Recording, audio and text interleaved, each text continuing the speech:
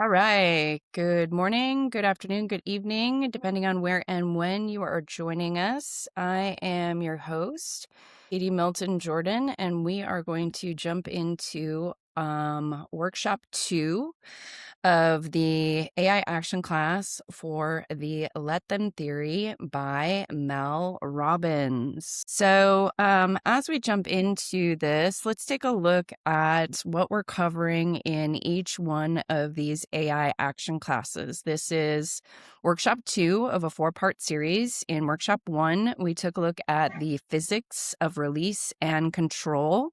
And the deliverable that we created was the Let Go Inventory, a prioritized audit of people and situations you will officially stop managing.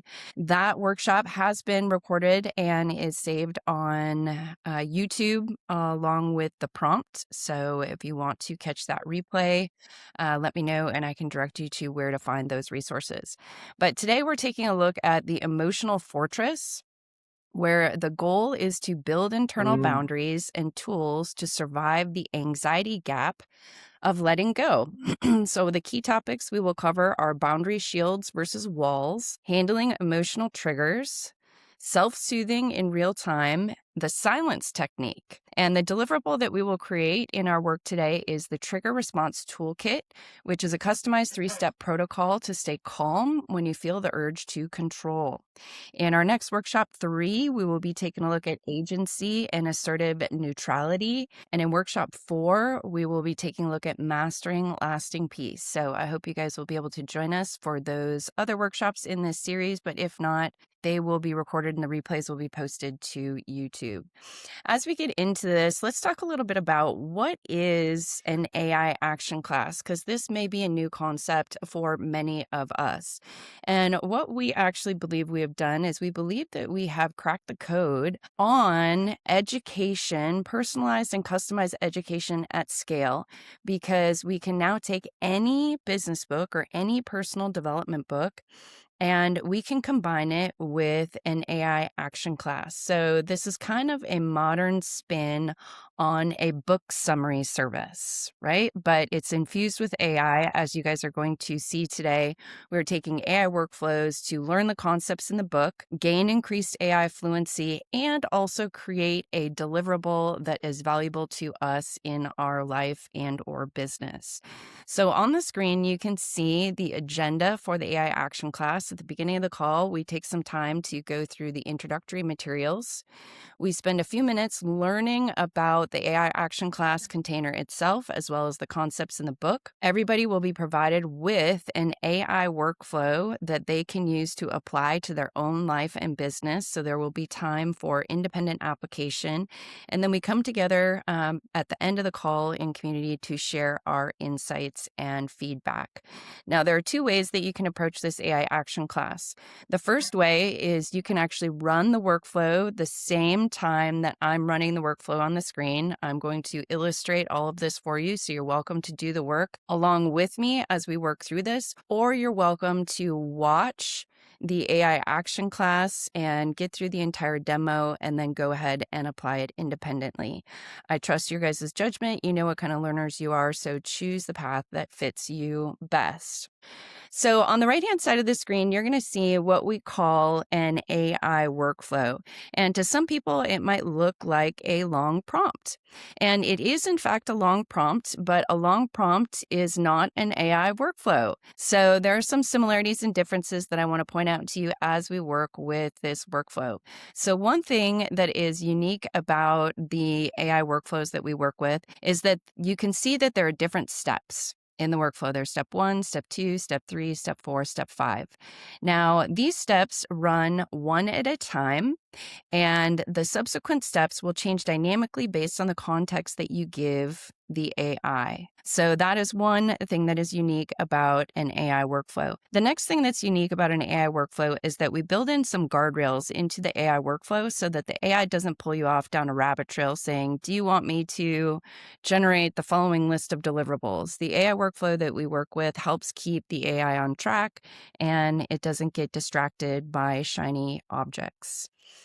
So let's get into our application exercise. So as we work with the AI workflow, here are a couple best practices I want you to keep in mind. One, always work on your work. We try not to bring hypotheticals or theoreticals to this work. We want to work on real life challenges, real business challenges. Remember that this is also your time to learn and explore. So if there's a concept in the book that you want to take a closer look at, you have the ability to drive the AI in that direction. If you want to say, hey, AI, tell me a little bit more about XYZ, or give me an example of XYZ. This is your time to learn and explore not only the concepts in the book that we're covering, but also with AI. A reminder that if you can't think of answers, you can ask the AI to make suggestions based on what it knows about you.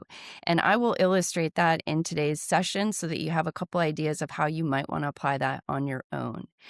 If you get stuck, just speak to the AI as though you were giving instructions to an in-person assistant. For example, say, this is not what I wanted. Please do this instead. And I am here to help you if you get stuck. So if you run into a challenge, simply pull yourself off mute and let me know if you need some assistance. Or if you're watching the replay, simply reach out to me via email and I will help you get unstuck. So let's jump into our application. I am going to add a link on the screen for where you can find the prompts that we are using in today's class. I'm also going to do my best to paste this into the chat for everybody so you have access to that link right now. And I am going to go into that window so everybody can see what that looks like. So in the public drive, we are going to go into the Let Them AI Action class. You can see here's the prompt for workshop 1, here's the prompt for workshop 2, and today we're going to be using the prompt for workshop 2.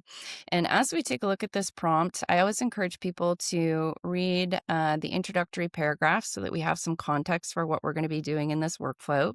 And it says that we are working with AI as a high-performance mindset coach, specializing in the Let Them theory by Mel Robbins. Your role is to guide me through workshop 2, the emotional fortress. At each step, you explain where we are, ask for context, perform the action based on my input, and confirm I'm ready to move on. The goal is to produce a customized trigger response toolkit, a 3-step protocol to stay calm when you feel the urge to control. So here are the 6 steps that we are going to work through. Step 1 is the anatomy of the urge, identifying the physical trigger. Number 2 is the boundary shield, defining internal versus external boundaries. Number 3 is navigating the anxiety gap, which is managing the discomfort of doing nothing. Eek. Number 4 is the silence technique, learning the power of the pause. Number 5 is the self-soothing protocols, physical resets for emotional hijacking. And 6 is the final deliverable, the Trigger Response Toolkit. So what we're going to do is we're going to go ahead and we are going to copy this entire prompt. So I'm going to go from the top all the way down to the bottom, copying everything in this prompt, all the way down to, do you want to make any final changes? Now, what we're going to do is we're going to go into our preferred LLM. Now, all of our workflows are LLM agnostic, so you're welcome to use whatever LLM you typically prefer.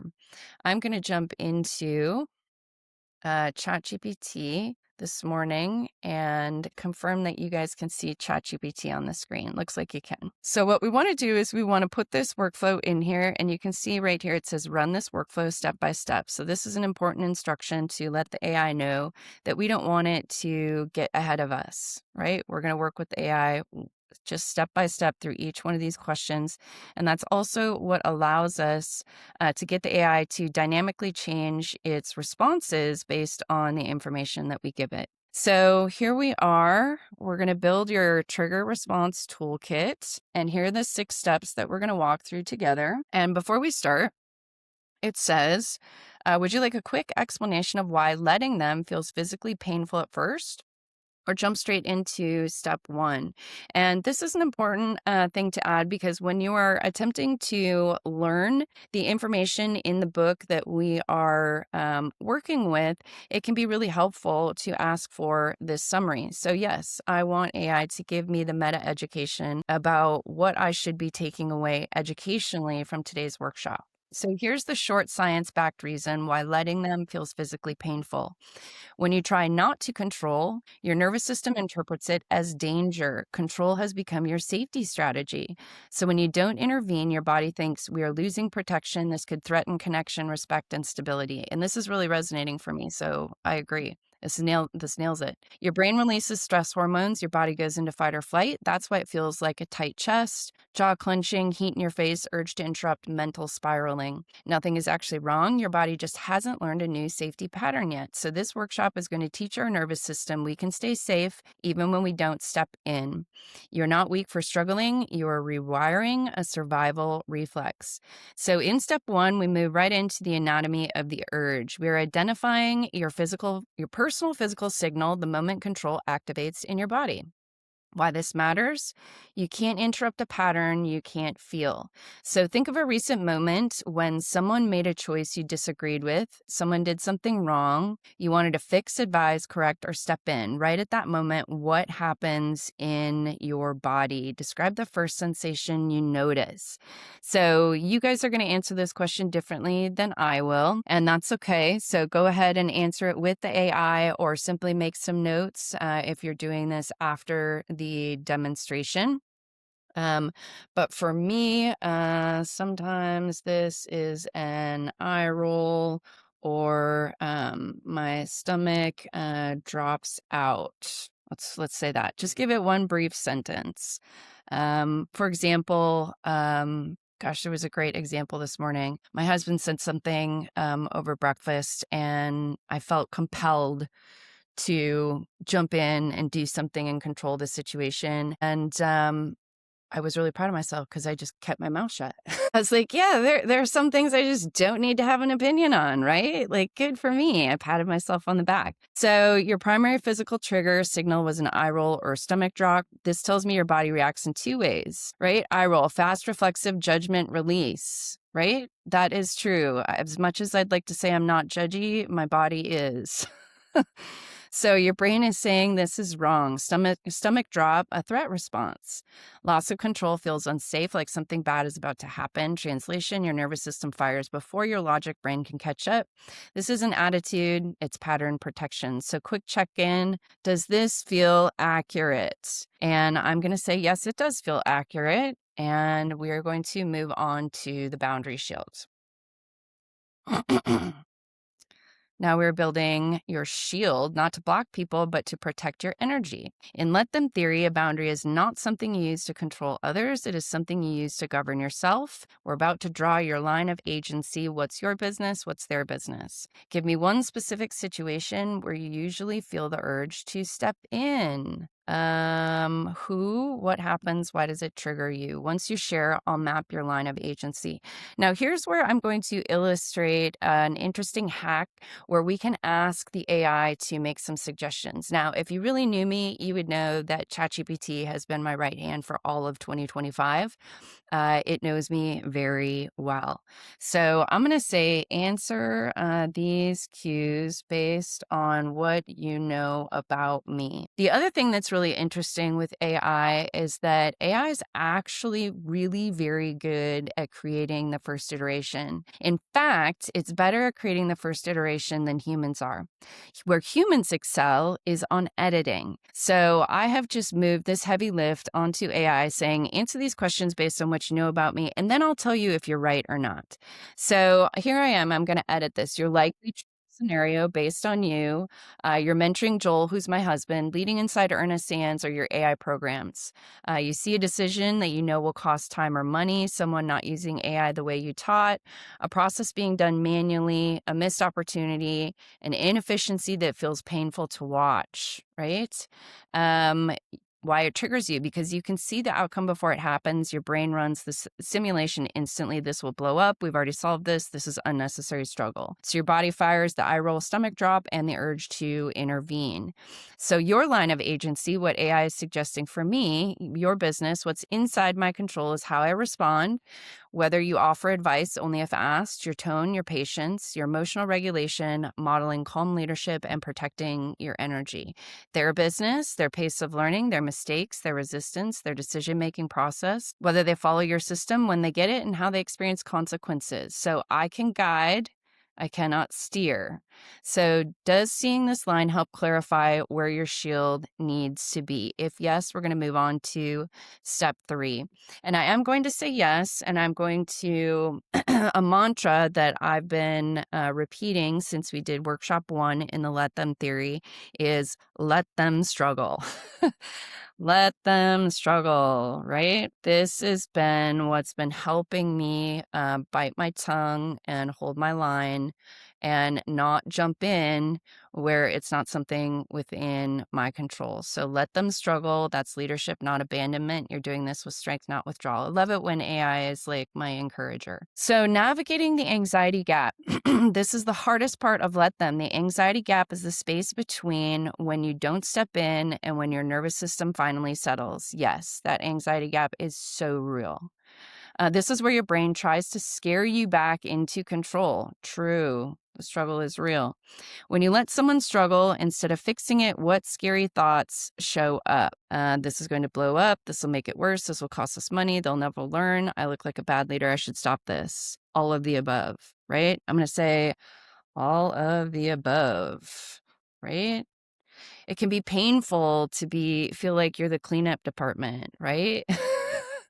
Like all of those things happen, and then I have to be the one to fix it when the bottom falls out, right? But again, maybe that's one of the meta lessons that we're learning, is that I don't have to fix it when the bottom falls up. That'll be something that I'll be reflecting on this week. So totally valid. Your brain goes full disaster movie trailer in that gap. So we're going to give it a counter script. So here's the truth statement for the anxiety gap. Things may get messy. They may learn the hard way, but my peace stays intact and I'm still a powerful leader. Well, my peace doesn't really stay intact because I'm in the anxiety gap, but let's hope that that's a muscle that I will learn to strengthen, right? And a sharper version, if you want edge, struggle is not failure. It's the tuition for growth. Right? Like you need to pay the tuition here. So I don't need to rescue anyone. Why this works. It honors reality. It might get messy. It removes urgency. It reinforces your authority without control, and it calms your nervous system. Does this feel strong enough to hold on to during the gap? Yes. But this is the mantra I want for week 2. Okay, so I'm going to paste that in there. Give that back to me in bold and all caps, baby, right? We're going to ask AI to do its best to hold me accountable. Struggle is not failure. It is the tuition for growth. I don't need to rescue anyone. So now we're going to move on to step 4. So I'm going to say proceed. The silence technique. This is where control usually leaks out through words, advice, corrections, helpful comments, the subtle steering. Silence isn't passive. It's a strategic restraint. See, look at me doing this morning without even knowing it. I'm growing. Context question. What's a phrase you often say when you're about to control a situation? Are you sure you want to do that? If I were you, you might want to reconsider. Yes, although in professional situation, I use the gentle language above, but with my husband can tend to be a bit more harsh. Thank you for your honesty. Let's build something that works in both modes, professional and marriage. Your control patterns, soft steering, more direct. Your silence substitute, pause. This is not my move. Let him figure out. In your professional version, not my lane. Observe, don't steer. Checkpoint. Can you see yourself using this mantra instead of speaking in the moment? And actually, the mantra I use is keep your eyes on your own paper. That's my mantra. The mantra I use is keep your eyes on your own paper. Did anybody else's teachers say that to them in school? Yep. Keep your eyes on your own paper. So this for me resonates better than not my lane, because not my lane feels a little bit too close to like, that's not my job. And that is a different trigger message, which I think that many of us have been taught, like, a strong work ethic, and nobody ever utters that sentence. So for me, keep your eyes on your own paper feels like a better way to say that without inferring this is not my job. So keep your eyes on your own paper. If yes, we're going to move to step 5. So I'm going to say proceed. Great. Let's anchor this. Self-soothing protocols. Does it include one? So when you feel activated, what sounds most natural for you? Breathing, physical movement, sensory grounding. I'm going to do physical movement and sensory grounding, these two.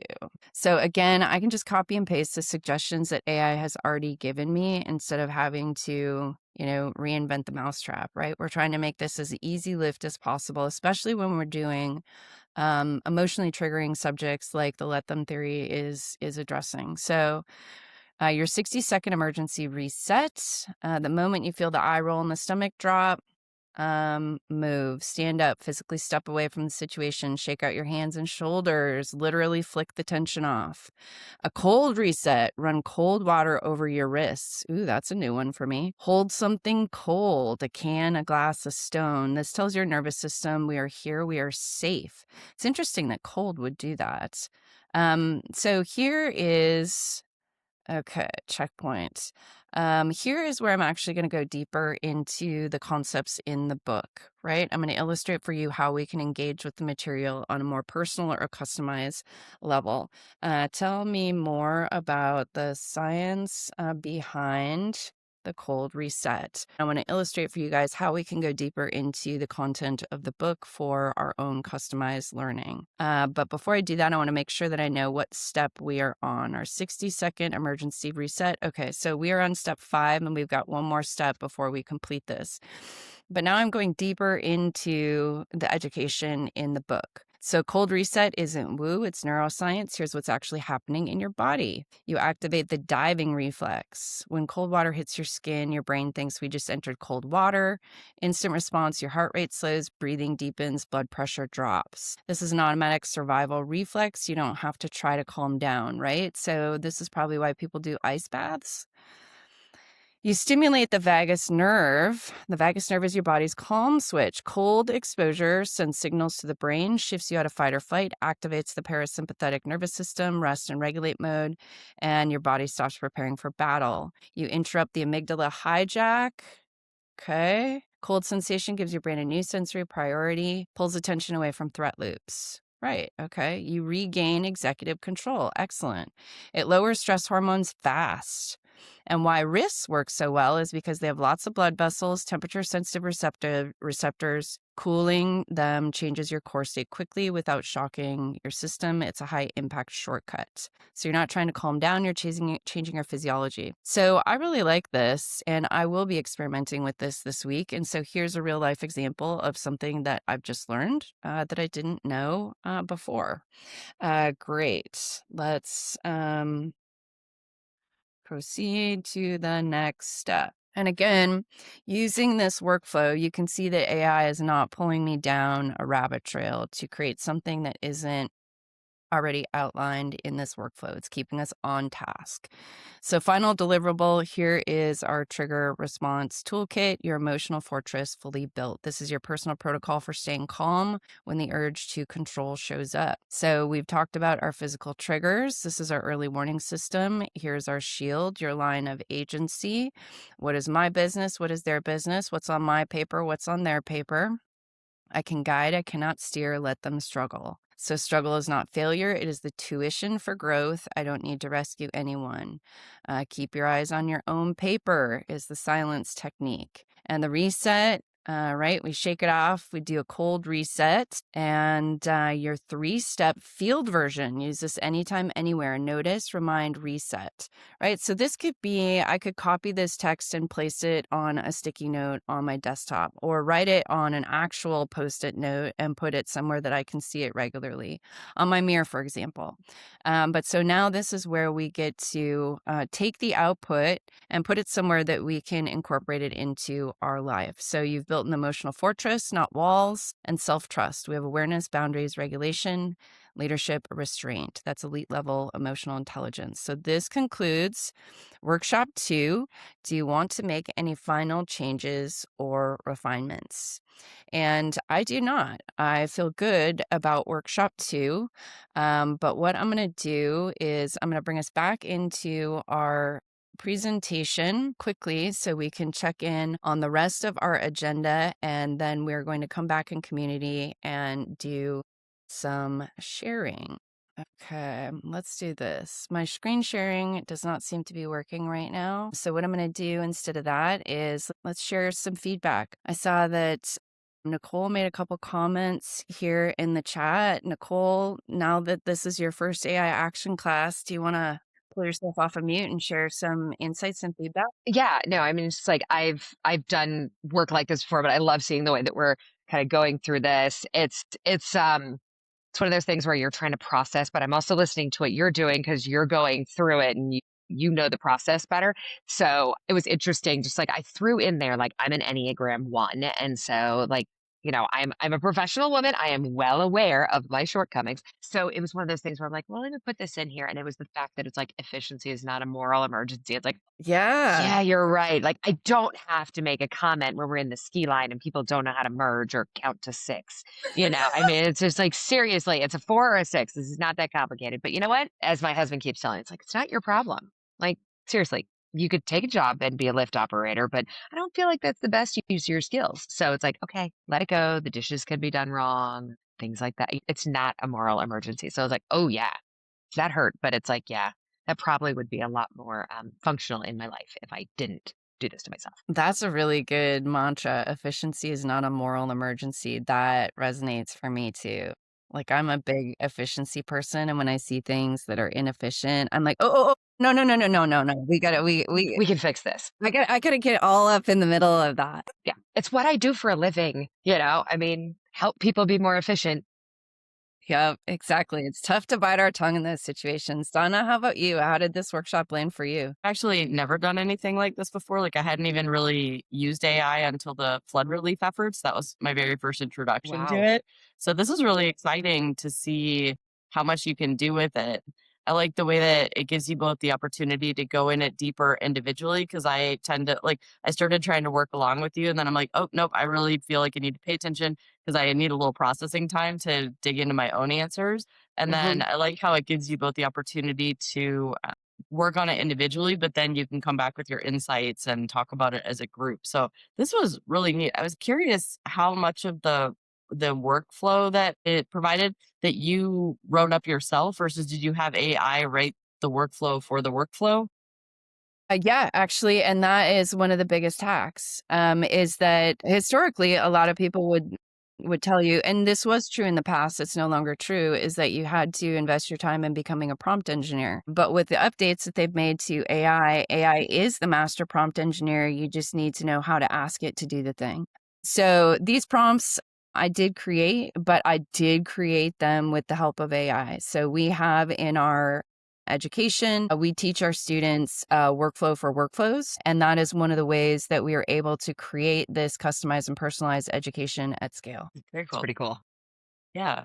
This was great. Thank you. Yeah, no, my pleasure. And yeah, when you see it for the first time, it can be a little bit like, what's happening? Because you are working on 3 deliverables at the same time. The first thing is you're trying to understand the concepts from the book. So you're learning by doing with AI. The next thing is that you're also gaining AI fluency because you're working with AI. And then the last thing is that you're actually creating a deliverable, which is like our Trigger Response Toolkit that we're going to be using. And it can be a challenge for our brains to work across all 3 of those domains at the same time. you're correct. You do need some time to process that, especially when you see this the first couple times, because there's just a lot going on. And that's why I host these AI action classes, is to help people feel more comfortable across those domains and really leverage AI for increased productivity and human flourishing. Great. Yeah, this was really cool. Thank you. Yeah. Well, I mean, we got done really early today. So if you guys want to, I'm happy to stay on the line while you continue to work through the workflow. And if not, I'm happy to let you guys go work independently and give you another, 20, 25 minutes back in your day. See. Yeah, I will say it's like I'm trying to I was like trying to listen to you, but I also want to do mine. And so it's like, yeah, I probably should just concentrate on it and do that. But I was trying to go along, but I'm like, oh, but I want to hear because I loved what you were going through because it's like it gives you the ability to see like, okay, what should this look like? Like at the beginning, it just asked me a narrative question because our all of our individual AIs, adapt to our personalities. I really like an all of the above kind of option. It didn't. It just asked me, "Hey, tell me what it feels like in your body." Crap, you know? I was like, Well, "What and what that's does it feel like in my body?" I thought you were gonna give me a list. So, I was like, "Oh, that short-circuited my brain for a minute there." It does, and that can be one of the challenges when working with a workflow, and that can stop a lot of people up, and so I try in my AI action classes to show people the hacks because it's like the AI will throw this back on you. It's like, "No, you answer the question." I'm like, "No, you answer the question." And so there'll be sometimes when I'm like, "No, like, AI, I'm using you Yeah. for a reason, like, you're a Reason. Like, tool, I like, don't know I the didn't." answer.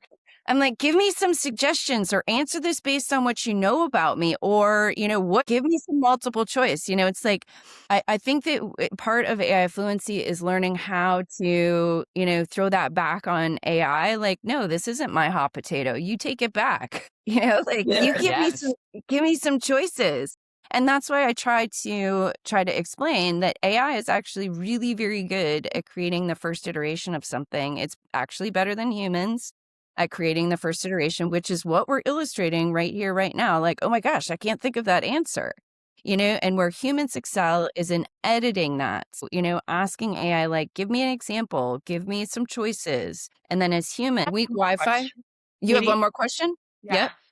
How often, because I know with the AI, it can give you great stuff, but also stuff that's not accurate, but very confidently. How often do you ask it to point you towards something or do you validate what it's telling you? Obviously not with, your personal responses or whatever, but having it give you the background on the cold research stuff.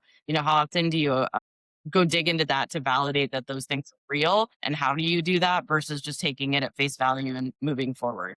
Well, I mean, the way that I like to respond to that is, we definitely need a human in the loop. And when we work with AI, it's like, I like to explain it kind of like our emotions, right? Like we don't let emotions drive the car. And we also don't shove emotions in the trunk.